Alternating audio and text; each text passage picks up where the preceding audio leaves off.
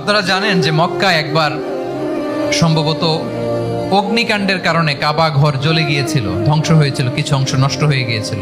কাবাকে রিনোভেট করা হয়েছিল, ফলে কাবার একটা কর্নারে যে ব্ল্যাক স্টোন কর্নার, রুকনুল হাজারিল আসওয়াদ, হাজরে আসওয়াদ পাথরকে সরিয়ে রাখা হয়েছিল। এখন কাবা যখন পুনর্নির্মাণ শেষ, ওই হাজরে আসওয়াদ পাথরকে আবার তার জায়গায় রাখা হবে। কিন্তু কে রাখবে?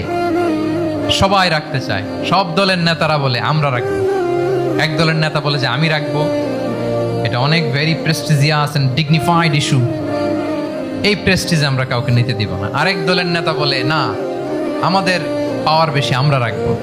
আরেক দলের নেতা বলে যে না, এটা আমাদেরই। আরেকজন বলে রক্তের গঙ্গা বইয়ে দিব মক্কায়, কিন্তু এই সম্মান হাত ছাড়া হতে দেব না। এখন জাতীয় চার নেতা গেছে চারদিকে, সমাধান তো নাই। পাথর কয়টা?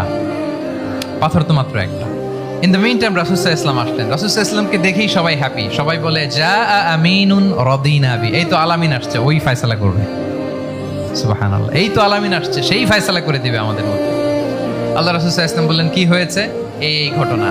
জাতীয় চার নেতা বলে এই পাথর নিয়ে তারা নিজেরা রাখবে, কাউকে দিবেন। রাসূল সাল্লাল্লাহু আলাইহি ওয়াসাল্লাম বললেন ঠিক আছে, একটা চাদর নিয়ে আসো। চাদর নিয়ে আসা। এবার জাতীয় চার নেতা চাদরের চার কর্নার ধরে দাঁড়ালো। রাসূল সাল্লাল্লাহু আলাইহি ওয়াসাল্লাম নিজ হাতে হাজরে আসওয়াদ তুলে চাদরের মাঝখানে রাখলেন। এবার চার নেতাকে বললেন আসো তোমরা আমার সাথে। তারা আগাতে লাগলো। কাবা ঘরের সামনে যখন আসলো, রাসূল সাল্লাল্লাহু আলাইহি ওয়াসাল্লাম নিজ হাতে, ওনার বরকতময় হাতে আবার হাজরে আসওয়াদ ধরে ঠিক জায়গায় মতো রেখে দিলেন। এতক্ষণ কিন্তু চার নেতা কি বলছে? কাউরে ধরতে দিব না, কাউকে। কিন্তু এখন চাদরের কোনা ধরেই কি হ্যাপি।